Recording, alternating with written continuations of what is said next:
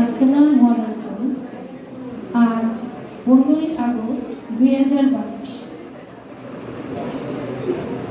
জাতীয় শোক দিবস উদযাপন উপলক্ষে আয়োজিত অনুষ্ঠানে উপস্থিত সম্মানিত প্রধান শিক্ষিকা, শ্রদ্ধেয় কোঅর্ডিনেটরস, উপস্থিত আমার সহকর্মীবৃন্দ ও উপস্থিত সুধী, সবার প্রতি রইল আমার সশ্রদ্ধ সালাম, সাদর সম্ভাষণ ও সংগ্রামী অভিনন্দন।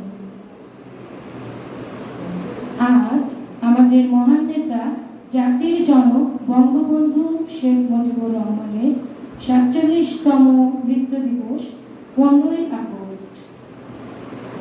জাতির জনক বঙ্গবন্ধুর মৃত্যু দিবস ও জাতীয় শোক দিবস উপলক্ষে মাইলস্টোন স্কুল অ্যান্ড কলেজের সকলের সমবেত প্রচেষ্টায় আয়োজন করেছি আজকের এই অনুষ্ঠান। আজ এই অনুষ্ঠানের উপস্থাপনায় আছি আমি মাহফুজা খাতুন।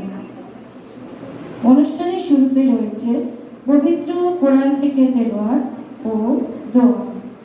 এখন পবিত্র কোরআন থেকে তেলাওয়াত ও দোয়া পরিচালনা করবেন অত্র বিদ্যালয়ের শিক্ষক মোহাম্মদ বদরুল আলম স্যার। আমি বদরুল আলম স্যারকে মঞ্চে আসার জন্য বিনীত অনুরোধ করছি। আসসালামু আলাইকুম ওয়া রাহমাতুল্লাহি ওয়া বারাকাতুহু। আমি মোহাম্মদ বদরুল আলম কোরআন থেকে তেলাওয়াত করব।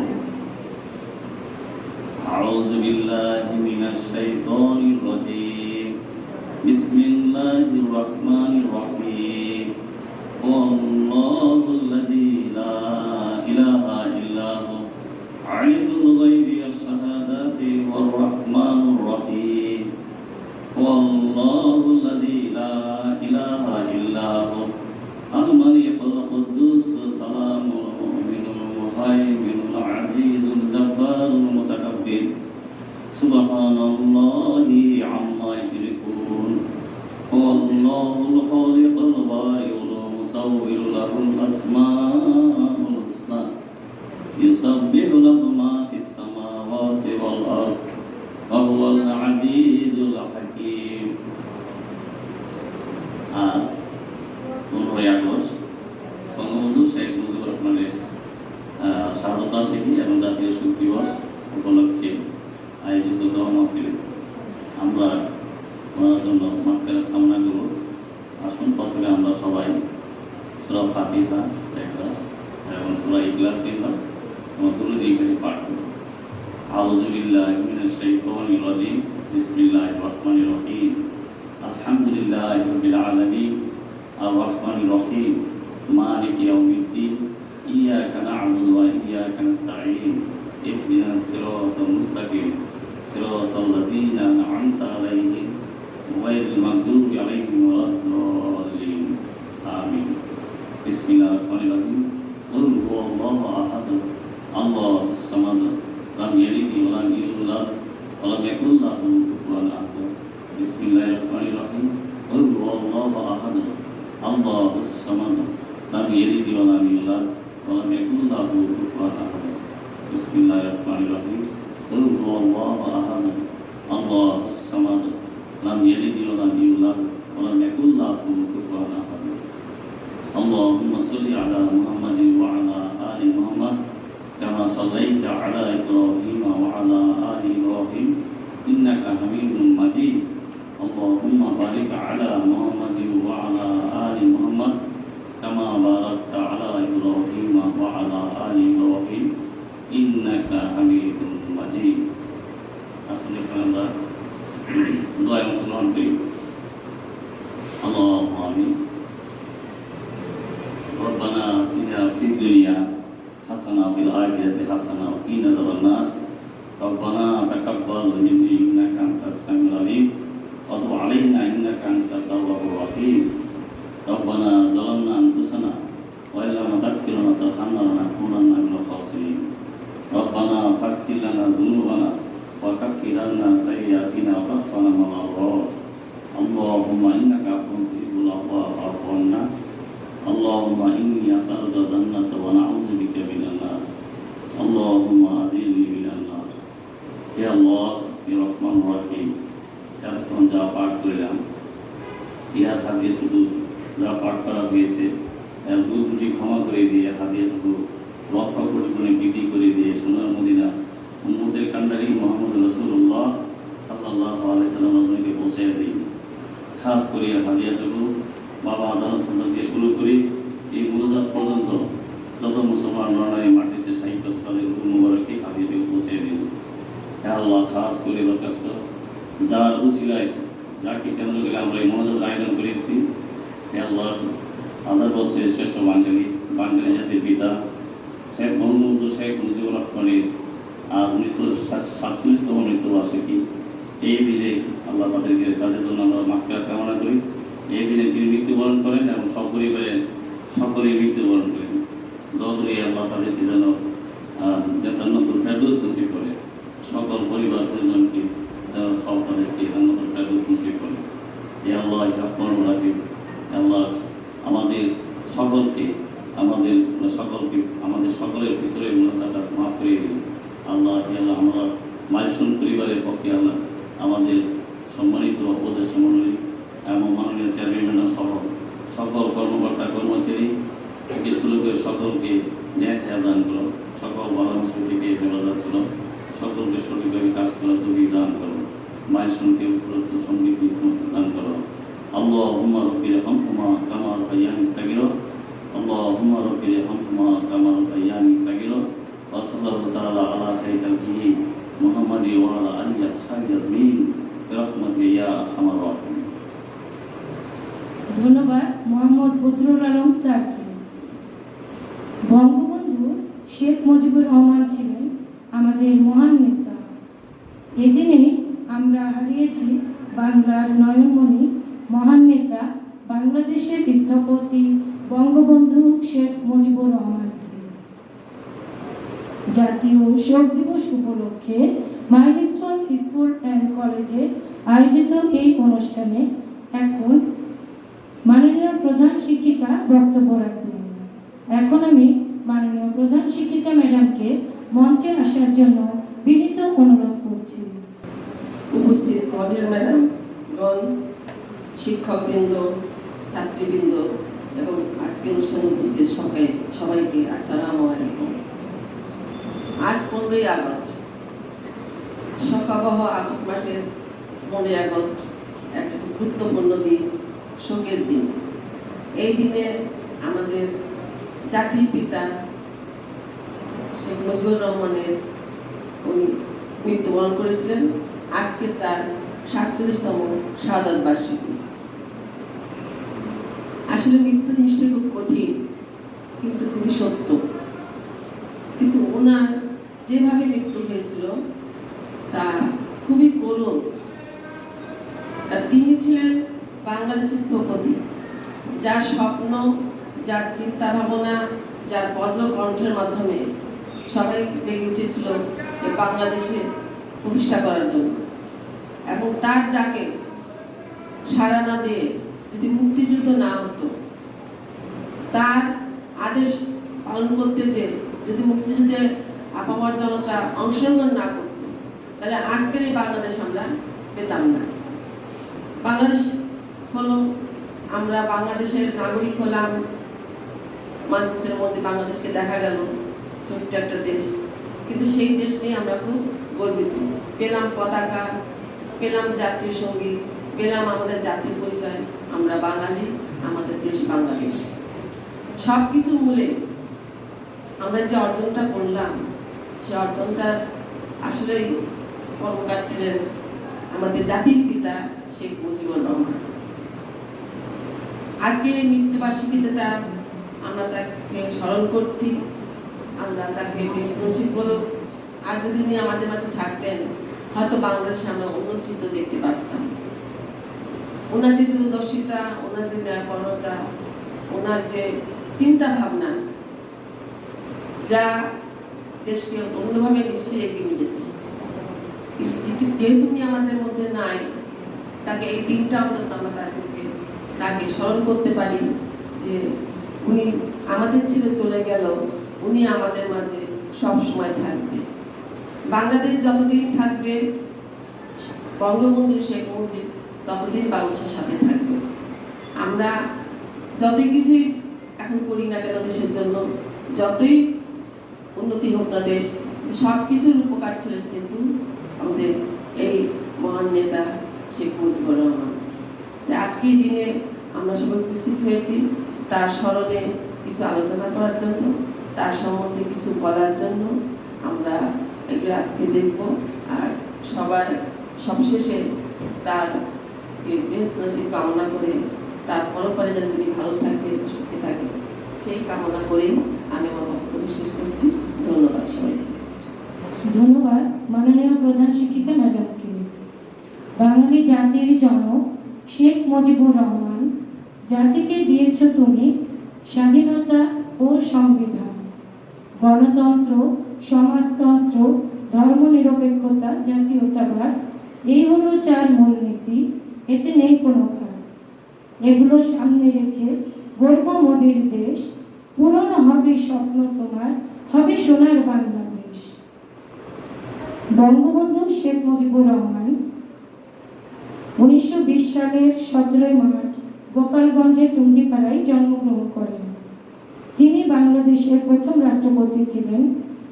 7 মার্চের ঐতিহাসিক ভাষণে বাংলাদেশের স্বাধীনতার ডাক দেন। তিনি বলেন, এবারের সংগ্রাম আমাদের মুক্তির সংগ্রাম, এবারের সংগ্রাম আমাদের স্বাধীনতার সংগ্রাম।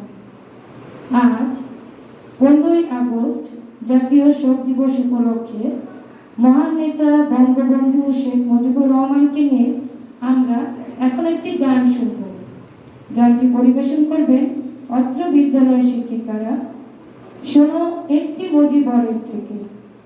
মঞ্চে আসছেন অত্র বিদ্যালয়ের সঙ্গীত শিক্ষিকা Shahnaz Sultana madam, Nahida Sultana madam, Babli Jamal madam, Nasrin Sultana madam এবং আমি মাহফুজা খাতুন।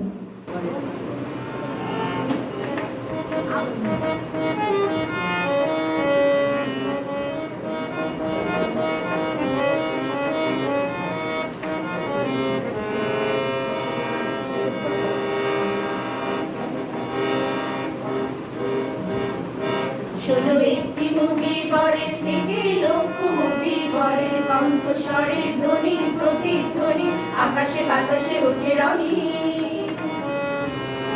বাংলাদেশ আমার বাংলাদেশ, বাংলাদেশ আমার বাংলাদেশ। শোনো একটি মুজিবরের থেকে লক্ষ মুজিবরের কণ্ঠস্বরের ধ্বনি প্রতিধ্বনি, আকাশে বাতাসে ওঠে রনি। বাংলাদেশ আমার বাংলাদেশ, বাংলাদেশ আমার বাংলাদেশ।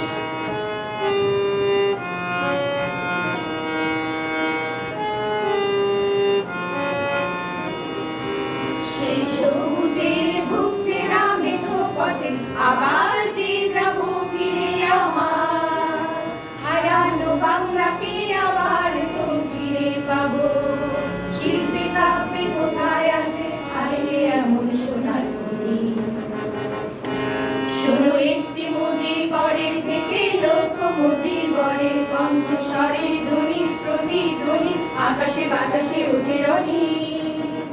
বাংলাদেশ আমার বাংলাদেশ, বাংলাদেশ আমার বাংলাদেশ।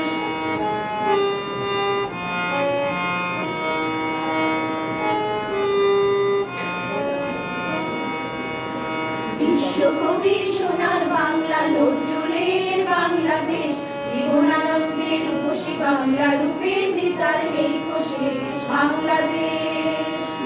বিশ্বকবি সোনার বাংলা নজরুলের বাংলাদেশ, জীবনানন্দের রূপসী বাংলা রূপে জিতার নেই কোশেষ বাংলাদেশ। জয় বাংলা বলতে মনে নেই আমার এখনো, কেন ভাবো আবার, হারানো বাংলাকে আবার তো ফিরে পাবো। অন্ধকারে পূব আকাশে উঠবে আবার দিনমণি। শোনো একটি মুজিবরের থেকে লক্ষ মুজিবরের কণ্ঠস্বরের ধ্বনি প্রতিধ্বনি, আকাশে বাতাসে ওঠে রনি। বাংলাদেশ আমার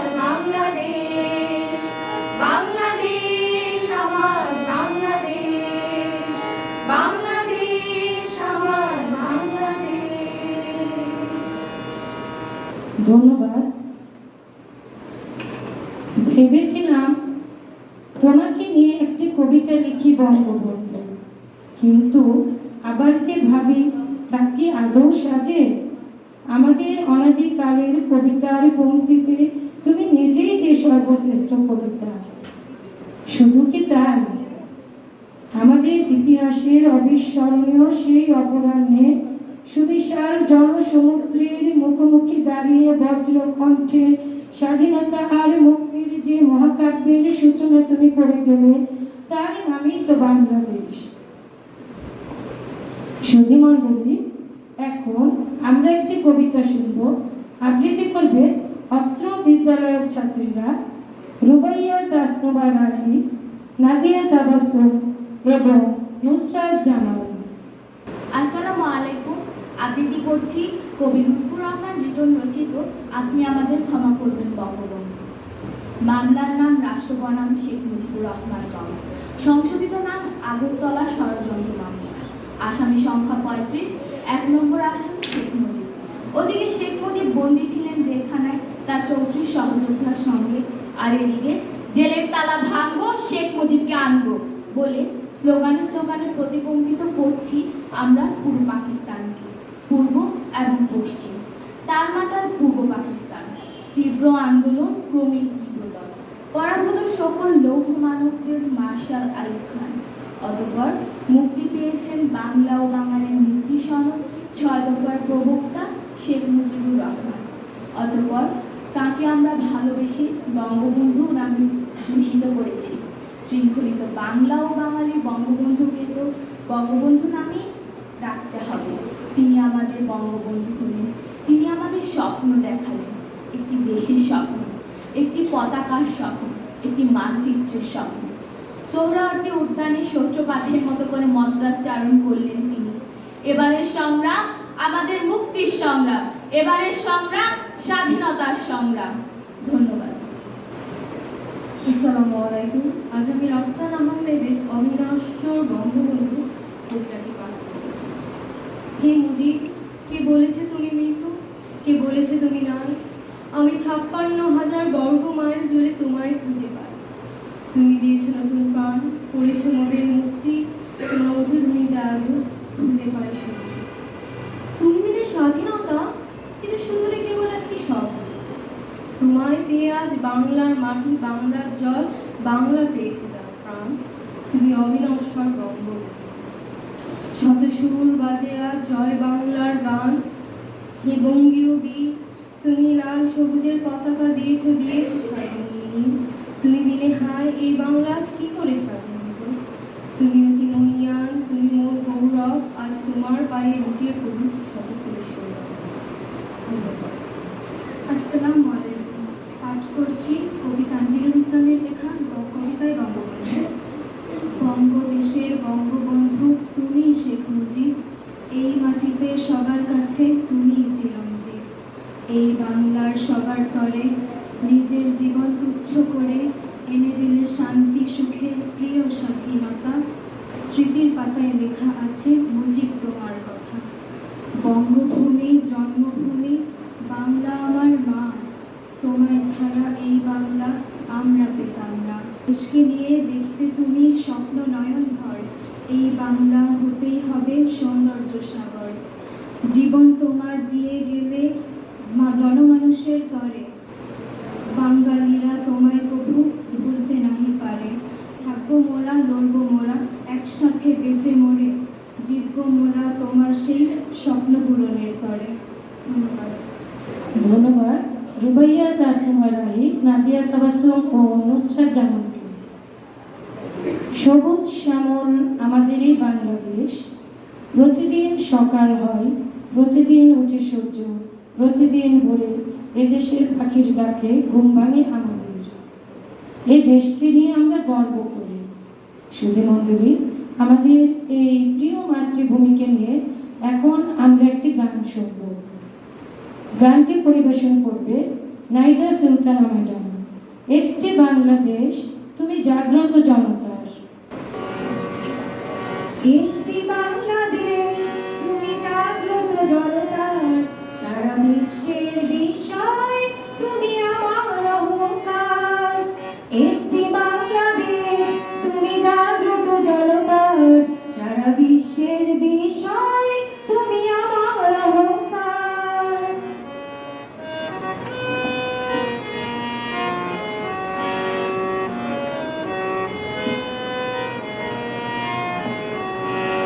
তোমারই স্বাধীনতা গৌরব সৌরভে এনেছে আমার প্রাণের সূর্যে রোজের সজীবতা। তোমারই স্বাধীনতা গৌরব সৌরভে এনেছে আমার প্রাণের সূর্যে রোজের সজীবতা। দিয়েছে সোনালি সুখী জীবনে দীপ্ত অঙ্গীকার, সারা বিশ্বের বিস্ময় তুমি আমার অহংকার। একটি বাংলাদেশ তুমি জাগ্রত জলকার, সারা বিশ্বের বিস্ময় তুমি আমার অহংকার।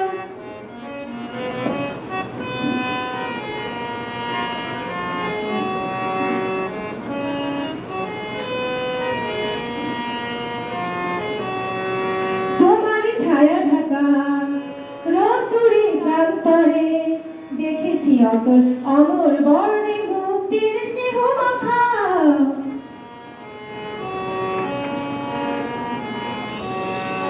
তোমার ছায়া ঢাকা রোদ্দুরে প্রান্তরে দেখেছি অতল অমর বর্ণে মুক্তির স্নেহ মাখা।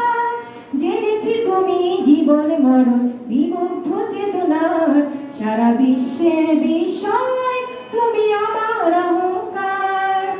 একটি বাংলাদেশ তুমি জাগ্রত জনতার, সারা বিশ্বের বিস্ময় তুমি আমার অহংকার। সারা বিশ্বের বিস্ময় তুমি আমার অহংকার। সারা বিশ্বের বিস্ময় তুমি আমার অহংকার। ধন্যবাদ নাইদা সুলতানা ম্যাডামকে। 1975 সালের 15ই আগস্ট বাঙালি জাতীয় জীবনে ঘটে এক নির্মম নিষ্ঠুর হত্যাকাণ্ড। বিদেশে অবস্থানরত দুই কন্যা শেখ হাসিনা ও শেখ রেহানা ব্যতীত পরিবারের সকল সদস্য সহ জাতির পিতা বঙ্গবন্ধু শেখ মুজিবুর রহমান নৃশংসভাবে হত্যাকাণ্ডের শিকার হন। বঙ্গবন্ধু পরিবারের উপস্থিত কোনো সদস্যই ঘাতকদের হাত থেকে রক্ষা পায়নি, এমনকি ঘাতকদের নিষ্ঠুর বুলেটের হাত থেকে রক্ষা পায়নি 10 বছরের নিষ্পাপ শিশু রাসিবুল। 1971-এ এদেশের ঘরে ঘরে হানা দিয়েছিল পাক বর্বর বাহিনী। রক্তের অক্ষরে লেখা আছে সেই কাহিনী। বঙ্গবন্ধুর অসমাপ্ত আত্মজীবনী নিয়ে এখন বলবে অত্র বিদ্যালয়ের ছাত্রী মারিয়া নওশিন, সুমাইয়া রহমান অতসী, সারিকা নূর প্রভা এবং রুবাইয়া তাসনুভা রাহি। আসসালামু আলাইকুম। পাঠ করছি বঙ্গবন্ধু শেখ মুজিবুর রহমানের অসমাপ্ত আত্মজীবনের অংশবিশেষ। আমার জন্ম হয় ফরিদপুর জেলার গোপালগঞ্জ মহকুমার টুঙ্গিপাড়া গ্রামে। আমার ইউনিয়ন হলো ফরিদপুর জেলার দক্ষিণ অঞ্চলের সর্বশেষ ইউনিয়ন। এই ইউনিয়নের পাশে মধুমতি নদী। মধুমতি খুলনা ও ফরিদপুর জেলাকে ভাগ করে রেখেছে। টুঙ্গিপাড়া শেখ বংশের নাম কিছুটা এতদ অঞ্চলে পরিচিত। শেখ পরিবারকে একটা মধ্যবিত্ত পরিবার বলা যেতে পারে। আমার জন্ম হয় টুঙ্গিপাড়া শেখ বংশে। শেখ বোরহানউদ্দিন নামে এক ধার্মিক পুরুষ এই বংশের গোড়াপত্তন করেছেন বহুদিন পূর্বে। শেখ বংশের যে একদিন সুদিন ছিল তার প্রমাণস্বরূপ মোগল আমলের ছোট ছোট ইটের দ্বারা তৈরি চক মিলান দালানগুলি আজও আমাদের বাড়ি স্মৃতি করে আছে। এই বংশের অনেকেই এখন এই বাড়ির চারপাশে টিনের ঘরে বাস করেন। আমি এই টিনের ঘরের এক ঘরেই জন্মগ্রহণ করি। আমার দাদাদের আমল থেকে শেখ পরিবার ইংরেজি লেখাপড়া শুরু করলো। আমার দাদার অবস্থা খুব ভালো ছিল না, কারণ দাদারা 3 ভাই ছিলেন, পরে আলাদা আলাদা হয়ে যান। আমার দাদার বড় ভাই খুব বিচক্ষণ লোক ছিলেন, তিনি দেশের বিচার আচার করতেন। আমার দাদা হঠাৎ মৃত্যুবরণ করেন। আমার বড় চাচা এন্ট্রান্স পাশ করে মারা যান। আমার আব্বা তখন এন্ট্রান্স করেন। ছোট ছোট ভাই বোন নিয়ে আমার আব্বা মহাবিপদের সম্মুখীন হন। যেদিন আমি ম্যাট্রিক পাশ করে কলকাতার ইসলামিয়া কলেজে পড়তে যাই, আমার আব্বাও সেই দিন পেনশন পেয়ে বাড়ি চলে যান। একটা ঘটনা লেখা দরকার, নিশ্চয়ই অনেকে আশ্চর্য হবেন। আমার যখন বিবাহ হয় তখন আমার বয়স 12-13 বছর হতে পারে। রেনুর বাবা মারা যাওয়ার পর ওর দাদা আমার আব্বাকে ডেকে বললেন, তোমার বড় ছেলের সাথে আমার এক নাতনির বিবাহ দিতে হবে, কারণ সমস্ত সম্পত্তি ওদের দুই বোনকে লিখে দিয়ে যাব। রেনুর দাদা আমার আব্বার চাচা, মুরব্বীর হুকুম মানার জন্য রেনুর সাথে আমার বিবাহ রেজিস্ট্রি করে ফেলা হলো। আমি শুনলাম আমার বিবাহ হয়েছে, তখন কিছুই বুঝতাম না। রেনুর বয়স তখন বোধহয় 3 বছর হবে।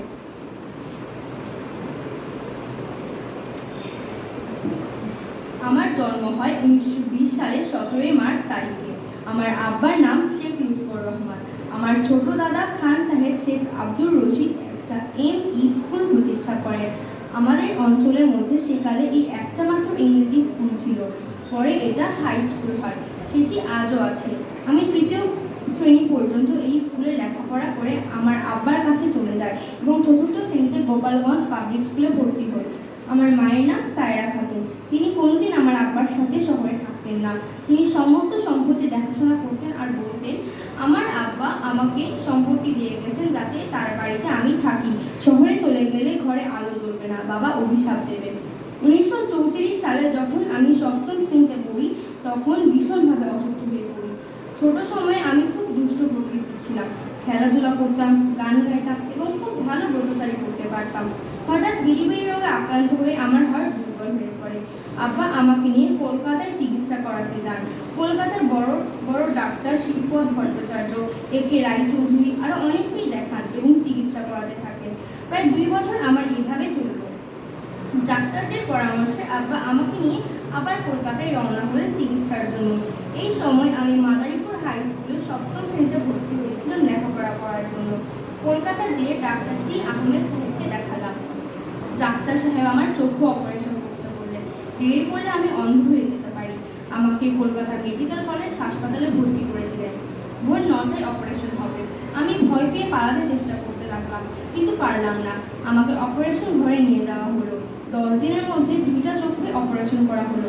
আমি ভালো হলাম, তবে কিছুদিন লেখাপড়া বন্ধ রাখতে হবে, চশমা পড়তে হবে। হ্যাঁ, 1936 সাল থেকেই চশমা পড়ছি। 1938 সালের ঘটনা। শেরে বাংলা তখন বাংলার প্রধানমন্ত্রী এবং সোহরাওয়ার্দী সমমন্ত্রী। তারা গোপালগঞ্জে আসবেন। বিরাট সভার আয়োজন করা হয়েছে, এক্সিবিশন হবে ঠিক হয়েছে। বাংলার এই 2 নেতা একসাথে গোপালগঞ্জে আসবেন। মুসলমানদের মধ্যে বিরাট আলোড়নের সৃষ্টি হলো। স্কুলের ছাত্র আমরা তখন। আগেই বলেছি আমার বয়স একটু বেশি, তাই স্বেচ্ছাসেবক বাহিনী করার ভার পড়লো আমার উপর। আমি স্বেচ্ছাসেবক বাহিনী করলাম দলমত নির্বিশেষে সবাইকে নিয়ে। এই সময় একটা ঘটনা হয়ে গেল। হিন্দু মুসলমানের মধ্যে একটু আড়াআড়ি চলছিল। গোপালগঞ্জ শহরের আশেপাশেও হিন্দু গ্রাম ছিল। 2-1 মুসলমানের উপর অত্যাচারও হলো। এর মধ্যে আমাদের সাথে মারপিট শুরু হয়ে গেছে। 2 পক্ষে ভীষণ মারপিট হয়। আমরা দরজা ভেঙে মালিককে কেড়ে নিয়ে চলে আসি। শহরে খুব উত্তেজনা। আমাকে কেউ কিছু বলতে সাহস পায় না। সেদিন রবিবার। আব্বা বাড়ি গিয়েছিলেন। পরদিন ভোরবেলায় আব্বা আসবেন। বাড়ি গোপালগঞ্জ থেকে 14 মাইল দূরে। আব্বা শনিবার বাড়ি যেতেন আর সোমবার ফিরে আসতেন। নিজেরই নৌকা ছিল। হিন্দু নেতারা রাতে বসে হিন্দু অফিসারদের সাথে পরামর্শ করে একটা মামলা দায়ের করলো। হিন্দু নেতারা থানায় বসে এজাহার ঠিক করে দিলেন। তাকে খন্দকার শামসুল হক মোক্তার সাহেব হুকুমের আসামি। আমি ফোন করে চেষ্টা করি, লুটপাট দাঙ্গা হাঙ্গামা লাগিয়ে দিয়েছে। সকাল 9টার খবর পেলাম আমার মামা ও আরও অনেককে গ্রেফতার করে ফেলেছে। আমাদের বাড়িতে কি করে আসবে থানার দারোগা সাহেবকে একটু লজ্জা করছিল। প্রায় 10টার সময় টাউন হল মাঠের ভিতর দাঁড়িয়ে দারোগা আলাপ করছে। তার উদ্দেশ্য হলো আমি যেন সরে যাই। টাউন হলের মাঠের পাশেই আমার বাড়ি। আমার ফুফাতো ভাই মাদারীপুর বাড়ি। আব্বার কাছে থেকেই লেখাপড়া করতো। সে আমাকে বলে, মিয়া ভাই পাশের বাসে একটু সরে যাও না। বললাম যাবো না, আমি পালাবো না, লোকে বলবে আমি ভয় পেয়েছি। এই সময় আব্বা বাড়ি থেকে ফিরে এসেছে। দারোগা সাহেব তার পিছে পিছে বাড়িতে ঢুকে পড়েছে। আব্বার কাছে বসে আস্তে আস্তে সকল কথা বললেন। আমার গ্রেফতারি পরোয়ানা দেখালেন। আব্বা বললেন নিয়ে যান। দারোগা বাবু বললেন, ও খেয়ে দিয়ে আসুক, আমি একজন সিপাহী রেখে যেতেছি। 11টার মধ্যে যেন থানায় পৌঁছে যায়, কারণ দেরি হলে জামিন পেতে অসুবিধা হবে। আব্বা জিজ্ঞাসা করলেন, মারামারি করেছো? আমি চুপ করে থাকলাম, যার অর্থ করেছি। আরেকদিনের কথা, গোপালগঞ্জ শহরে কয়েকজন গণমান্য ব্যক্তি আমার আব্বাকে বলেছিলেন, আপনার ছেলে যা আরম্ভ করতেছে তাতে তার জেল খাটতে পারে, তার জীবনটা নষ্ট হয়ে যেতে পারে, তাকে এখনই বাধা দেন। আমার আব্বা যে উত্তর করেছিলেন তা আমি নিজে শুনেছিলাম। তিনি বলেছিলেন, দেশের কাজ করছে, অন্যায় তো করছে না, যদি জেল খাটতে হয় খাটবে, তাতে আমি দুঃখ পাবো না, জীবনে নষ্ট নাও তো হতে পারে, আমি ওর কাজে বাধা দিব না। আমার মনে হয় পাকিস্তান না আনতে পারলে মুসলমানদের কোনো অস্তিত্ব থাকবে না। অনেক সময় আব্বা আমাকে সাথে নিয়ে রাজনৈতিক আলোচনা করতেন। আমাকে প্রশ্ন করতেন, কেন পাকিস্তান চাই? আমার আব্বার কথা উত্তর দিতাম। একদিনের কথা মনে আছে, আব্বা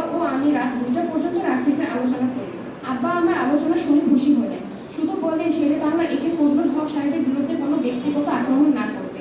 একদিন আমার মাও আমাকে বলেছিলেন, বাবা যাহাই করো হক সাহেবের বিরুদ্ধে কিছু বলিও না। শেরে বাংলা মিছিমিছি শেরে বাংলা হন নাই, বাংলার মাটিও তাকে ভালোবেসে ফেলেছিল। যখনই হক সাহেবের বিরুদ্ধে কিছু বলতে গেছি তখনই বাধা পেয়েছি। অখণ্ড ভারতে যে মুসলমানদের অস্তিত্ব থাকবে না, এটা আমি মন প্রাণ দিয়ে বিশ্বাস করতাম। পাকিস্তানের বিরুদ্ধে হিন্দু নেতারা খেপে গেছেন কেন? ভারতবর্ষেও মুসলমান থাকবে এবং পাকিস্তানেও হিন্দুরা থাকবে, সকলেই সমান অধিকার পাবে। একদিন হক সাহেব আমাদের ইসলামিয়া কলেজের কয়েকজন ছাত্র প্রতিনিধিকে খাওয়ার দাওয়াত করলেন। দাওয়াত নিব কি নিব না এই নিয়ে দুই দল হয়ে গেল। শেষ পর্যন্ত আমি বললাম, কেন যাব না, নিশ্চয়ই যাব। হক সাহেবকে অনুরোধ করব মুসলিম লীগে ফিরে আসতে। আমাদের আদর্শ যদি এত হালকা হয় যে তার কাছে গেলেই আমরা পাকিস্তানের বিরুদ্ধে চলে যাব, তাহলে সেই পাকিস্তান আন্দোলন আমাদের না করাই উচিত। আমি ঢাকায় এলাম, বিশ্ববিদ্যালয়ে ভর্তি হয়েছি, আইন পড়ব, বই পুস্তক কিছু কিনলাম। ঢাকায় এসে শুনলাম গণতান্ত্রিক যুবলীগের এক সভা হয়ে গেছে। কার্যকরী কমিটির নতুন সভ্য কোঅপ্ট করা হয়েছে। পূর্বে ছিলাম 17 জন, এখন হয়েছে 34 জন। ফেব্রুয়ারি 8ই হবে 1948 সাল। করাচিতে পাকিস্তান সংবিধান সভার বৈঠক হচ্ছিল। সেখানে রাষ্ট্রভাষা কি হবে সেই বিষয়েও আলোচনা চলছিল। মুসলিম লীগ নেতারা উর্দুকে রাষ্ট্রভাষা করার পক্ষপাতী। পূর্ব পাকিস্তানের অধিকাংশ লীগ সদস্যেরও সেই মত। কুমিল্লার কংগ্রেস সদস্য বাবু ধীরেন্দ্রনাথ দত্ত দাবি করলেন, বাংলা ভাষাকেও রাষ্ট্রভাষা করা হোক, কারণ পাকিস্তানের সংখ্যাগুরুর ভাষা হলো বাংলা। মুসলিম লীগ সদস্যরা কিছুতেই রাজি হচ্ছিল না। আমরা দেখলাম বিরাট ষড়যন্ত্র চলছে বাংলাকে বাদ দিয়ে রাষ্ট্রভাষা উর্দু করার। পূর্ব পাকিস্তান মুসলিম লীগ ও তমুদ্দন মজলিস এর প্রতিবাদ করলো এবং দাবি করলো বাংলা ও উর্দু দুই ভাষাকেই রাষ্ট্রভাষা করতে হবে। আমরা সভা করে প্রতিবাদ শুরু করলাম। এই সময় পূর্ব পাকিস্তান মুসলিম ছাত্রলীগ ও তমুদ্দন মজলিস যুক্তভাবে সর্বদলীয় সভা আহ্বান করে একটা রাষ্ট্রভাষা বাংলা সংগ্রাম পরিষদ গঠন করলো। পূর্ব পাকিস্তান মুসলিম ছাত্রলীগের কিছু শাখা জেলায় ও মহকুমায় করা হয়েছে। তমুদ্দন মজলিস একটা সাংস্কৃতিক প্রতিষ্ঠান, যার নেতা ছিলেন অধ্যাপক আবুল কাশেম সাহেব। এদিকে পুরানা লীগ কর্মীদের পক্ষ থেকে জনাব কামরুদ্দিন সাহেব, শামসুল হক সাহেব ও অনেকে সংগ্রাম পরিষদে যোগদান করলেন। সভায় 1948 সালের 11ই মার্চকে বাংলা ভাষা দাবি দিবস ঘোষণা করা হলো। জেলায় জেলায় আমরা বের হয়ে পড়লাম। আমি ফরিদপুর, যশোর হয়ে দৌলতপুর, খুলনা ও বরিশালে ছাত্র সভা করে ওই তারিখের 3 দিন পূর্বে ঢাকায় ফিরে এলাম। 11ই মার্চ ভোরবেলা শত শত ছাত্রকর্মী Eden building, general post office ও অন্যান্য জায়গায় পিকেটিং শুরু করলো। বিশ্ববিদ্যালয় ও কলেজে কোনো পিকেটিং এর দরকার হয় নাই। সমস্ত ঢাকা শহর পোস্টারে ভরে ফেলা হলো। অনেক দোকানপাট বন্ধ ছিল, কিছু খোলাও ছিল। পুরান ঢাকা শহরে পুরোপুরি হরতাল পালন করে নাই। সকাল 8টায় জেনারেল পোস্ট অফিসের সামনে ছাত্রদের উপর ভীষণভাবে লাঠিচার্জ হলো। একদল মারা খেয়ে স্থান ত্যাগ করার পর আরেক দল হাজির হতে লাগলো। ফজলুল হক হলে আমাদের রিজার্ভ কর্মী ছিল। এইভাবে গোলমাল মারপিট চলল অনেকক্ষণ। 9টায় ইডেন বিল্ডিং এর সামনের দরজায় লাঠিচার্জ হলো। বহু ছাত্র গ্রেফতার ও জখম হলো। কিছু সংখ্যক ছাত্রকে গাড়ি করে 30-40 মাইল দূরে জঙ্গলের মধ্যে ফেলে আসলো। কয়েকজন ছাত্রীও মার খেয়েছিল। অলি আহাদও গ্রেফতার হয়ে গেছে। তাজউদ্দিন, তোয়াহা ও অনেকে গ্রেফতার করতে পারে নাই। আমাদের প্রায় 70-75 জনকে বেঁধে নিয়ে জেলে পাঠিয়ে দিল সন্ধ্যার সময়। ফলে আন্দোলন দানা বেঁধে উঠল। ঢাকার জনগণের সমর্থনও আমরা পেলাম। আমাদের 11 তারিখে জেলে নেওয়া হয়েছিল আর 15 তারিখ সন্ধ্যায় মুক্তি দেওয়া হয়। জেল গেট থেকে শোভাযাত্রা শুরু করে আমাদের সলিমুল্লাহ মুসলিম হলে নিয়ে যাওয়া হলো। 16 তারিখ সকাল 10টায় বিশ্ববিদ্যালয়ে সাধারণ ছাত্র সভায় আমরা সকলেই যোগদান করলাম। হঠাৎ কে যেন আমার নাম প্রস্তাব করে বসলো সভাপতির আসন গ্রহণ করার জন্য। সকলেই সমর্থন করলো। বিখ্যাত আমতলায় এই আমার প্রথম সভাপতিত্ব করতে হলো। আমি ঢাকায় এসে পার্টির কাজে আত্মনিয়োগ করলাম। মাওলানা ভাসানী ও আমার সহকর্মীদের অনেকে আজও জেল থেকে মুক্তি পান নাই। বন্দি মুক্তি আন্দোলন জোরদার করা কর্তব্য হয়ে পড়েছে। পল্টন ময়দানে সভা দিলাম। আতাউর রহমানের সভাপতিত্বে এক বিরাট সভা হলো। আমি সরকারের জুলুমের বিরুদ্ধে প্রতিবাদ করলাম। 1952 সালে রাষ্ট্রভাষা আন্দোলনের পর এই আমার প্রথম সভা। যদিও আমাদের মুক্তির পর ঢাকা বার লাইব্রেরি হলে ছাত্রলীগ এক সভা করেছিল 70 কারামুক্ত কর্মীদের এখানে অভ্যর্থনা জানাবার জন্য। রাষ্ট্রভাষা কর্মপরিষদের সভাও কয়েকটা হয়েছিল বিভিন্ন বাড়িতে। আওয়ামী লীগ প্রতিষ্ঠানকে গড়ার কাজে আত্মনিয়োগ করলাম। 1949 সালে আওয়ামী লীগ গঠন হলেও আজ পর্যন্ত কোনো কাউন্সিল সভা হতে পারেও নাই, কারণ প্রতিষ্ঠানের কর্মকর্তাদের সকলেই প্রায় কারাগারে দিন অতিবাহিত করতে হয়েছে। আমি সমস্ত জেলা ও মহকুমা মহকুমা আওয়ামী লীগকে নির্দেশ দিলাম 3 মাসের মধ্যে নির্বাচন শুরু করতে। তারপর পূর্ব পাকিস্তান আওয়ামী লীগ কাউন্সিল সংগঠনের কর্মকর্তা নির্বাচন করবে এবং গণতন্ত্র ও ম্যানিফেস্টো গ্রহণ করবে। আমি দিনরাত সমানভাবে পরিশ্রম শুরু করলাম। শহীদ সাহেব যে সমস্ত মহকুমা যেতে পারেন না, আমি সেই সকল মহকুমার সভা করে পার্টি করতে সাহায্য করলাম। জনগণ ও কর্মীদের থেকে সাড়া যে পেলাম তা প্রথমে কল্পনাও করতে পারি নাই। পূর্ব পাকিস্তান ছাত্রলীগ ও আওয়ামী লীগ প্রতিষ্ঠান গড়বার কাজে সাহায্য করেছিল এই জন্য যে শক্তিশালী বিরোধী দল ছাড়া সরকারের জুলুমকে মোকাবেলা করা কষ্টকর।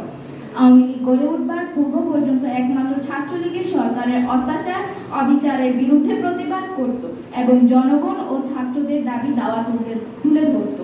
ছাত্র প্রতিষ্ঠান হিসেবে তাদের নেতা ও কর্মীদের অনেক সুবিধা ভোগ করতে হয়েছে। ধন্যবাদ। তুমি আছো বঙ্গবন্ধু বাংলার মানুষের প্রতিটি নিঃশ্বাসে।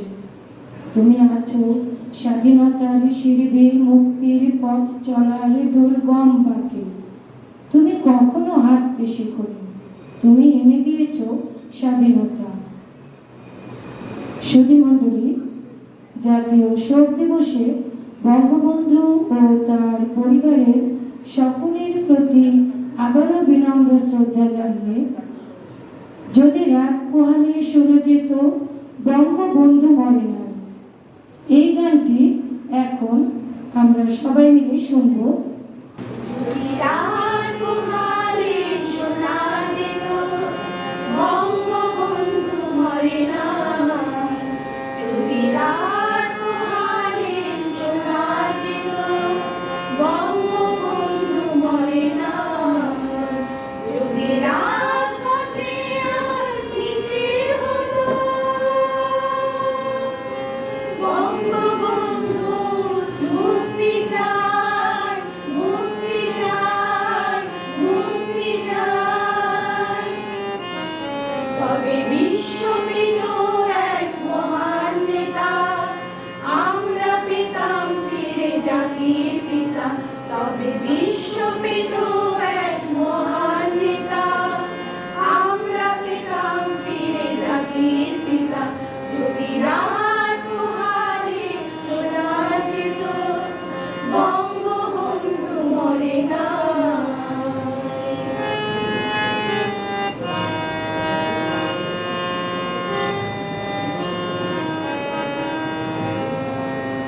যে মানুষ নিরুটা পুরুষের মতো করেনি তো কখনো মাথা নত, যে মানুষ নিরুটা পুরুষের মতো করেনি তো কখনো মাথা নত, এনে দিল হায়নার ছোবল থেকে আমাদের প্রিয় স্বাধীনতা, স্বাধীনতা, স্বাধীনতা, তবে বিশ্ব পেত এক মহান নেতা, আমরা পেতাম ফিরে জাতির পিতা, তবে বিশ্ব পেত এক মহান নেতা, আমরা পেতাম ফিরে জাতির পিতা, যদি রাত পোহালে শোনা যেত বঙ্গবন্ধু মরে না।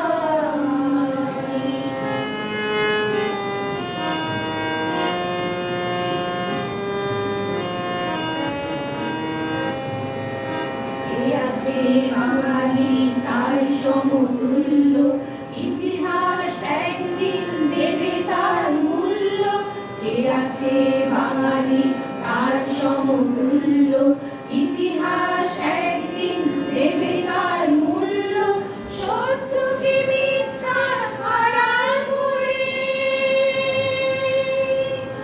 যায় কি রাখা কখনো তা, কখনো তা, কখনো তা, তবে বিশ্ব পেত এক মহান নেতা,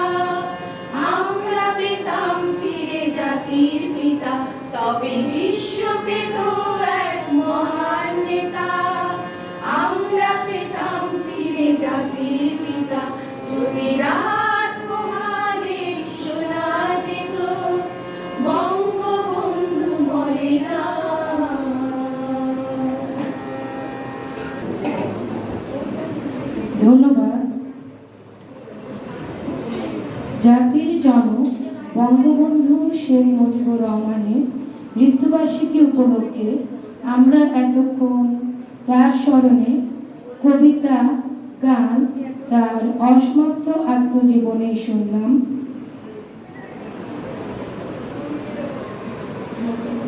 সম্মানিত প্রধান শিক্ষিকা, উপস্থিত সুধী, সবাইকে অনেক অনেক ধন্যবাদ জানাচ্ছি আজকের এই অনুষ্ঠান উপভোগ করার জন্য।